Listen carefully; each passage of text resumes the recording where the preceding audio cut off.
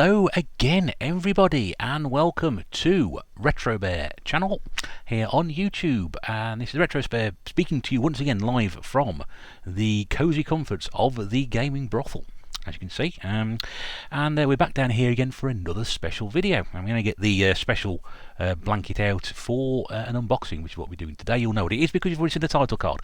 Before we start, thank you very much indeed for choosing my channel to have a look at this. If you do like what you see and do enjoy this, don't forget to check out the other channels, or the videos on the channel, and also to like, subscribe, comment, and tick any notification bell that you wished to do so if you wish to come back for more of the same in the future.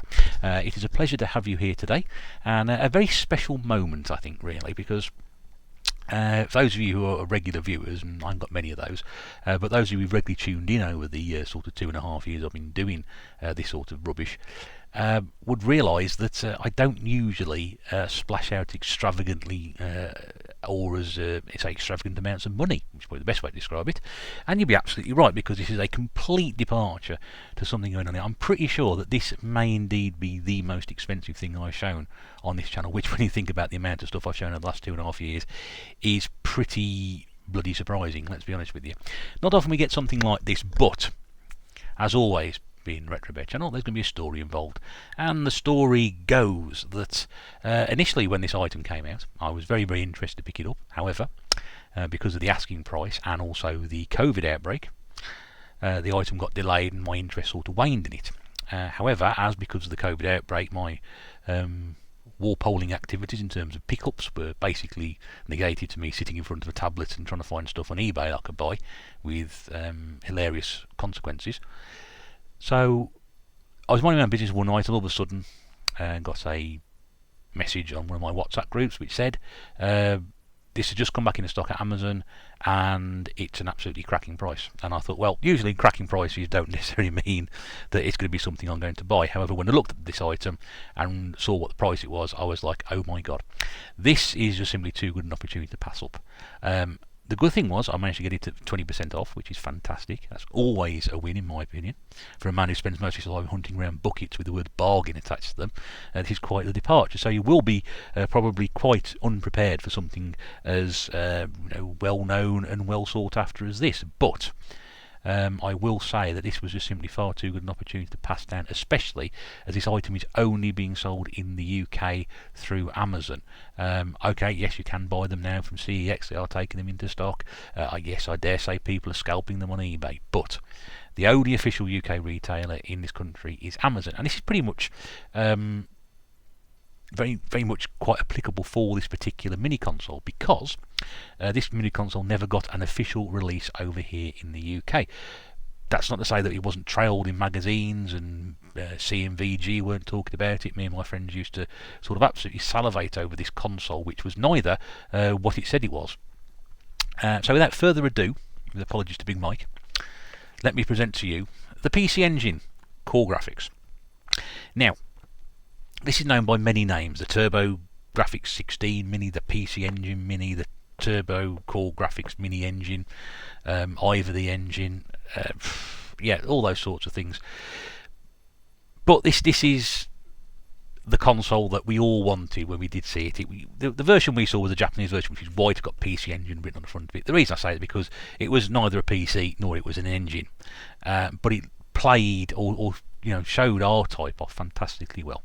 R-Type is the game which will be forever associated with this particular appliance. So yes, I ordered this off Amazon. Now, when it was initially on pre-order, it would have set you back a penny short of 100 notes, which makes it the most expensive mini console that was released. I think the SNES, the NES Mini came out at 50 quid. I think the SNES may have dropped in around about 70-80 quid. The Mega Drive Mini was only 70 at most places, sold it for 60 anyway. The PlayStation Classic, I tend to gloss over that one because most people do, and I'm not particularly interested in getting one because PlayStation 1 is a bit easy to collect for. Mega Drive's pretty easy to collect for, as is, NES a bit more expensive, SNES quite expensive, this ludicrously expensive. It is going to be incredibly difficult for me, with my meagre sort of resources, to actually pick up one of these properly. I know some people have. You can probably get one for around for about £80 to £100. But some of the games are ridiculously expensive. You'll be forking out a small fortune if you wanted to catch a decent collection of this. So for me, this was a bit of a no-brainer, because I'm not going to get one of these probably ever, or if I do find one, I'm not going to have much of a collection going for it. More just so say showpiece, so I've got one. This sort of satisfies that need. I also managed to get it not for £99.99. No, not £99.99, but for £79 and 4pence, including delivery, being an Amazon Prime member. So for me, yeah, an expensive bit of kit, but I think it's worth absolutely every single penny, because this is not something that I am going to be collecting for in terms of a real machine. So this is the box. This is the European design. Now, I mentioned the white one earlier. The white one was a Japanese one. I don't know a huge amount about these things, so if some of the facts and figures that come out of this are slightly askew, don't shoot the messenger, because I'm just sort of trying to remember what I understand from this. This was the sort of European one, which was called the Turbo Graphics, I think, over here, or something like that. Anyway, so you got PC Engine Core Graphics, PC Engine Core Graphics Mini. This was also put together with loving care as well.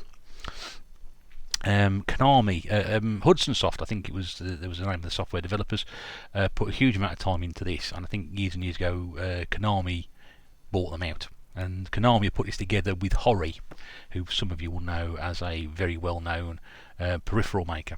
So there's a lot of quality gone into the build in this, and I think when you look at it on the inside, you will sort of agree that what we got here is something a bit special. It wasn't the best box. Got a couple of scuffs on here, which I was a bit annoyed about, but given the fact that this went into stock, and I was notified it's around about 10 o'clock one evening, by the following morning Amazon had sold out of all their stock. They had a limited stock which came in I think last weekend, and that had disappeared as well in a matter of moments. So it's a very sought after piece, so I'm not going to complain too much about that. It's just superficial. There isn't an awful lot on the box other than sort of a graphic there which tells you what it is, and tells you exactly what it is there as well. There's the usual warnings in French. Why are they in French? I don't know. Oh yeah, for any inquiries pertaining to this product, please contact Konami Digital Entertainment. So, and there's the back of it. As you can see, you've got the Konami logo. Where's my pointing stick doubling as a camera handle? So we've got Konami. You've got Hori, which I mentioned there as well, so I've got that right. Apparently there's also spiders in this as well, which I hope aren't actually inside the box, otherwise COVID will be the least of my worries. I'm guessing this is sort of for action, spiders, swearing and sex, possibly. Who knows? It's difficult to tell. And this is all the games on it. Now, you'll notice they're sort of split into two. PC Engine at the top and TurboGrafx. Now, turning my eyes upside down, it does actually say right at the very top here, which you're probably not going to be able to see. Of course you won't be able to see it. But it does say featured games are in Japanese.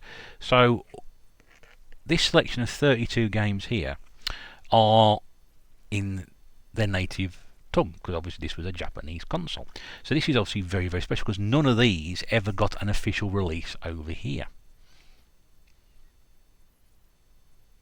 No, I tell a lie. Well, what you've got here is the Japanese release, is what you got down here in the European release. Before I dig myself a giant hole and everyone calls me a great big twit and turns off, let's just go from that. So I'm looking at R-Type now. So R-Type is the game which I mentioned before, we associate with this console, which is there. Now that is on the European release. It's not on the Japanese one. So anyway, ignore what I said there. We'll just carry on, shall we? Point out some of the lovely games that are on this console, which is why you're here. You're not here to listen to a 45-year-old leathery reptilian telling you what his latest purchase is about. You want to see what this is all about. So yes, up here were the PC Engine games. These were the Japanese ones. These ones that were released onto the TurboGrafx 16. You got 57, count them, games on this console. Now, there is some duplication, because obviously there is Japanese games and there may be a European version as well. Also, if you're trying to play a game like, from what I understand, Snatcher, which most people who are into their Japanese games and know the history of that game will know what I'm talking about, you're going to be pretty much screwed, because that game is in Japanese and it's like a text adventure type thing, action adventure game, where you're going to need to understand Japanese. So unless you are actually fluent in the language, you are really going to sort of struggle to play something like that. Other games probably will just not require something like that. Salamander, for example.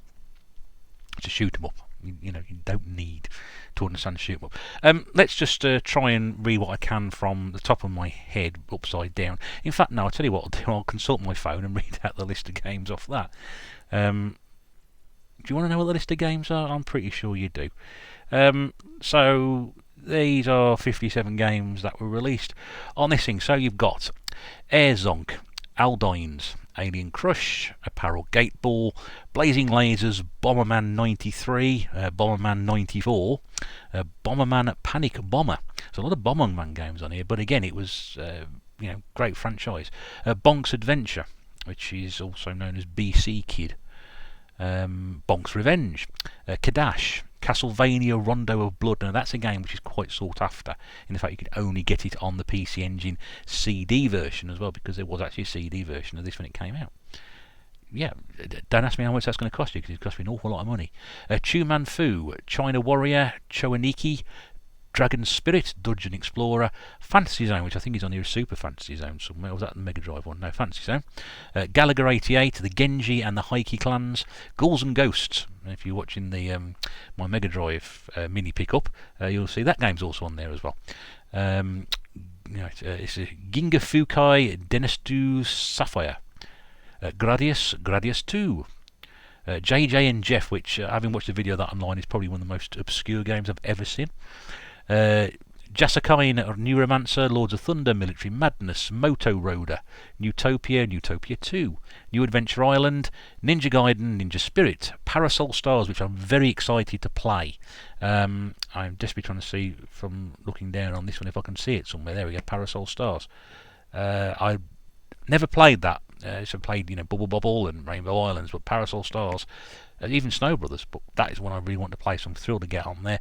Power Golf, Psychosis, R-Type, Salamander, we already mentioned, Seirei Senshi Spriggan, Snatcher, Soldier Blade, Space Harrier. Now this is regarded as one of the best versions of Space Harrier. It's good to see on there. Splatterhouse as well, which I think got a sort of new, what's the word? HD makeover. Spriggan Mark II Re-Terraform Project, Star Parodia, Super Darius, Super Momotaro, which is Super Momotaro Denetsu 2, Superstar Soldier, I'm not even going to try and pronounce that, Tokimeki Memorial, Valkyrie no Denetsu. What Denetsu means in Japanese? I'm pretty sure it's going to mean something warrior or something like that, maybe. I don't know. It appears quite a lot. Victory Run, and you got Y's Book 1 and 2, Y as in YS, because I ain't quite sure how to pronounce it. So really apologise for that segment, because that was atrocious. But as you can see, even though, okay, you're going to have some language problems here, I mean, it's a tremendous selection of games. We mentioned R-Type. R-Type, probably this conversion here is about as good as they get. Space Harrier is a very, very good conversion. You've got classic shoot 'em ups on here, like the Darius series. Mentioned Darius in the Mega Drive video as well. You've got a golf game on, Power Golf. I'm looking forward to playing that. Alien Crush, I think it's Pinball. Victory Run. Mentioned JJ and Jeff, which is a completely bonkers off the wall game, which I've really got no idea. You got the Kung Fu at the very top. There's Fantasy Zone there. Dungeon Explorer. Super Darius. PC Genjin, which is BC Kid, we mentioned that one earlier as well. You've got Salamander and Gradius right next to each other. You've also got your Bomberman games down the very bottom. There's that Castlevania one as well, which is called something in Japanese. So I can't read it because I've got the thing the other way around, and I'm not going to turn it round upside down. So there you go. I mean, you can't argue with the amount of software you've got on that. Question is it any good? Well, we'll find out shortly. Stay tuned, but let's now go inside, because this is the exciting bit, he says. And it may require a bit more of a... there we go. So I'm desperately trying not to damage it. Now again, I bought this a few weeks ago. This is only going to be the second time I've been in here.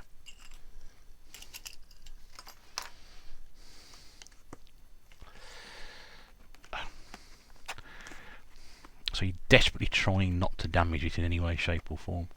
There we go. Lovely. It's not the most... It's a very airtight box, this one. There we go. I think what makes it more airtight is the fact you've got a instruction manual which nobody reads. And again, all it's going to do is tell you how to set it all up. There is some more functions on it, but it's practically 2 pages of instructions. That is all. It's 2 pages of instructions with an introduction as to what everything is. So 1 more page of instructions than the Mega Drive one, or the Mega Drive one was a long way, wasn't it, I think. Yeah, not great, but you don't need much really, because everything in here is sort of built into what it is. So you've got the standard USB connection. Again, this doesn't come with a plug, so you can get those 10 a penny. But this is very much the way things are going to be from now on. You get a USB cable, but no plug. So you have to find yourself one from your own collection. Never easy to do. Now that's the controller. That's the console itself. There is under there, which I don't really want to get out, but I'm just going to pull it out. There is a HDMI cable in there as well, so I'm going to put back in again. I don't want to take all that out. So that's it. Very, very compact, nicely done. Nothing to do. And the great thing about these mini consoles is they all fit in a conveniently sized sort of piece of box, kit, whatever. Right. You know what I mean. Okay, so what you want to see, console or controller first? Let's show you the controller first, shall we? So this is it. Now, I am reliably informed, having spoken to other people who've picked this up, that this is an incredibly high quality piece of kit. So, never having played one of these before, I've got absolutely no idea. But you've got the select button, run, you've got your fire buttons there, 1 and 2. And you've also got a turbo switch for each one as well, which allows you to increase levels of auto fire. Which, if you played games back when I did, auto fire was practically something you desperately wanted on your joystick, because otherwise it'd be impossible to do so.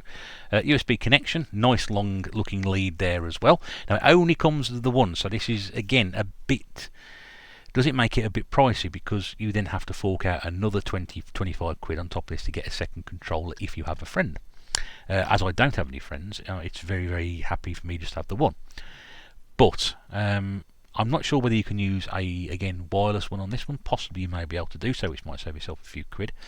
But if you can get it cheaply enough, as I did for 79, then forking out another £20 on top of it to get 2 controllers and the console for 100 quid is about what you do. But this probably puts the Mega Drive ahead of all 3 of these that we've looked at on this channel. It has 2 controllers with it. This and the NES Mini didn't. The SNES Mini, I haven't got that, so I can't confirm either way. And like I said, the PlayStation Classic, I don't know as well. But anyway, a quick turn of the back, and you can just see this Konami details there. Nothing really to look at there. But that is the controller you get. Like I said, there is the option of getting a second one, and again, they are available from the same place, which is Amazon. Just to remind you once again, I should have said it right at the very start, I am not endorsed by Amazon, nor am I endorsed by Konami to promote this product in any way, shape or form. This is just me showing off something I've purchased. Get that in before I start getting sued. Now, this is what you want to see. The console. Now, I'm reliably informed that this is actually a pretty close to normal size. I think it's maybe, I don't know, 70 or 80% ish. I've read various things about it. It may or may not be correct if I'm saying that. I'm probably wrong.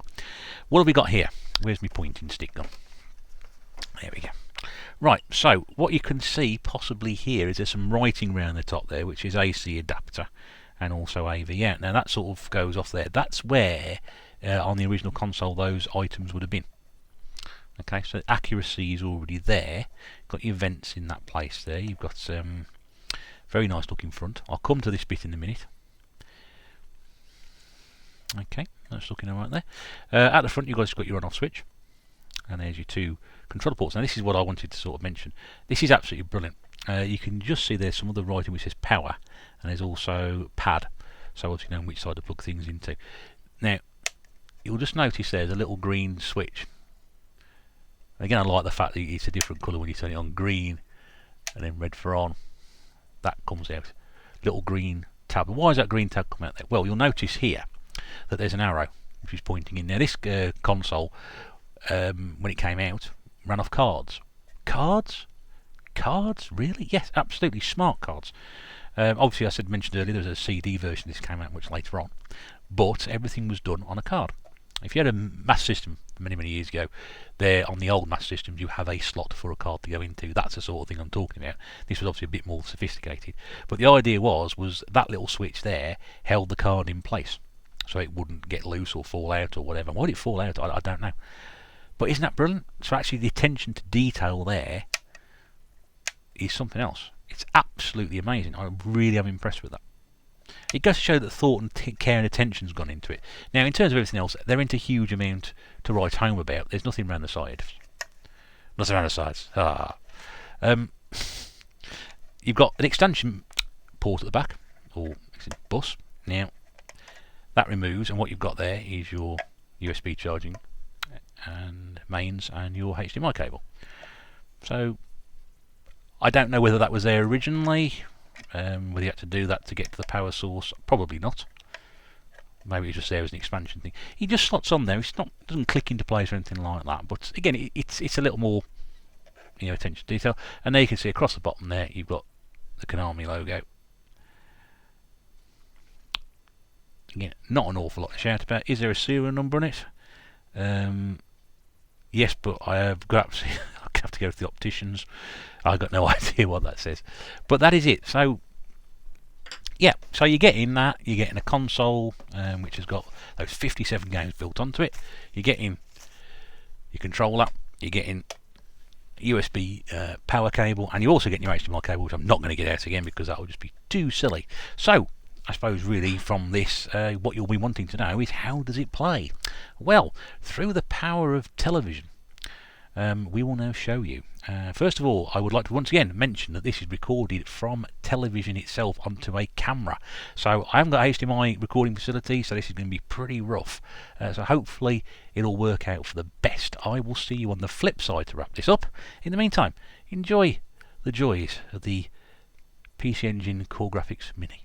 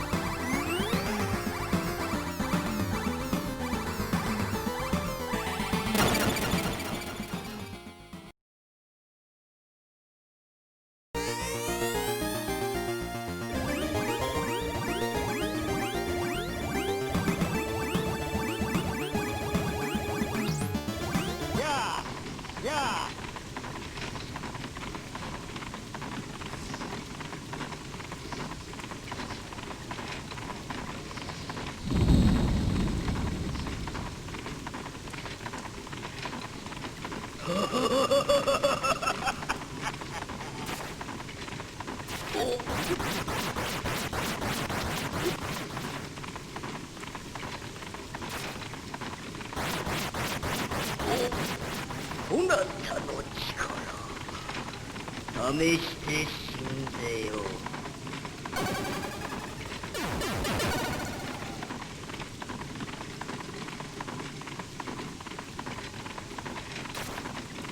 この次はこうはいかんぞ。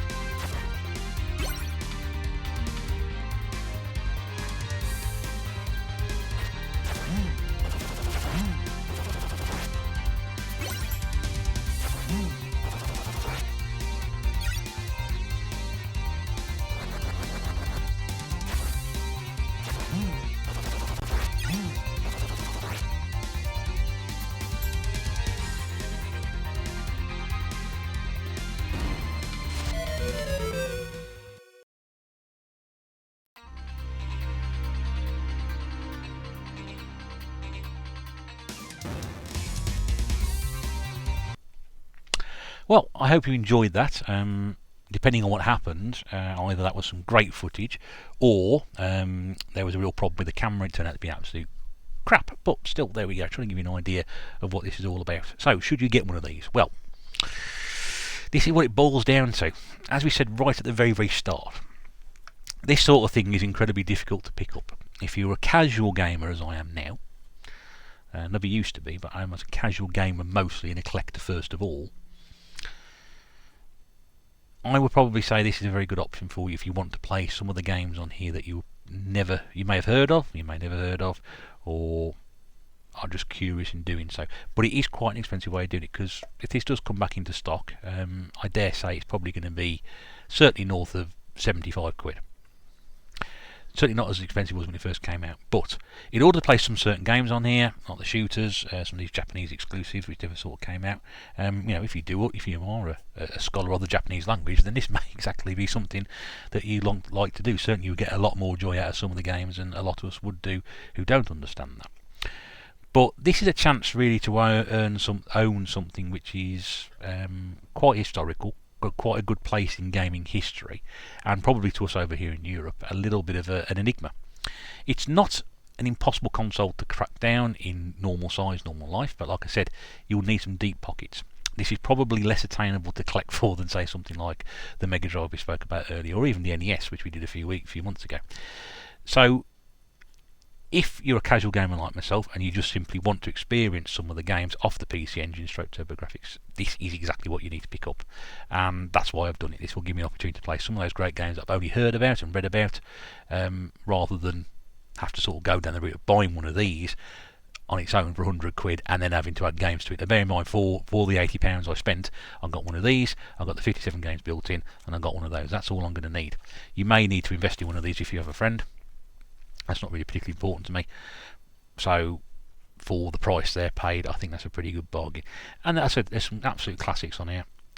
You really, really, really, if you enjoy your gaming, especially your shooters, or you just love your Japanese games, and I know so many people out there adore Japanese games. It's not something I've particularly got into, but this may point me in the right direction. I've certainly started thinking a little bit more about them in recent months.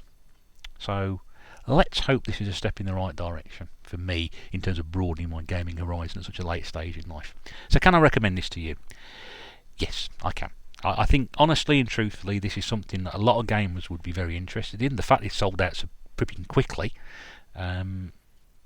has also indicated that as well. Whether there's going to be a big run of them, I don't know. We remember with the NES Mini there was very much a misunderstanding of Nintendo of exactly the demand for something like that, and that's why it sort of sold out so flipping quickly. And then of course when the SNES came out, they made loads and everybody went out and bought them, and there were loads still available. So it's one of these two. But I would certainly say if you see this on you, put it on your wish list on Amazon. If it comes back into stock, don't hesitate. If you can afford it, grab hold of it, because I think it's a really, really exciting piece of kit. I love how it looks. I think it's been very well put together. The whole package is pretty fantastic. And it'll come down to what about the games. If the games appeal to you, then this is a no-brainer. For me, there's probably a lot of games on there that I've heard about that I haven't played to a great extent, and on there I'm probably getting as good a version as you probably would expect to find anywhere. So, the PC Engine Mini, the TurboGrafx Mini, whatever you want to call it, it's there for you. I hope you've enjoyed that, and don't forget to let me know what you think. If you have purchased one already, whether you've enjoyed it, or if you are thinking to purchase one, any questions or any sort of thoughts and theories on what you've heard here today. Obviously, don't take my opinion on it. I don't even listen to myself, but let's hope this gives you a sort of an idea of what this machine is all about, and hopefully helps you make your decision. So this is the Retro Bear. Thank you very much indeed for tuning in. It's been a pleasure to talk to you once more. I'm about to go and give the velvet cushions a hoover before the clientele move in. So thank you very much indeed for watching. Well, do take care. We'll speak to you again very, very soon. Bye for now.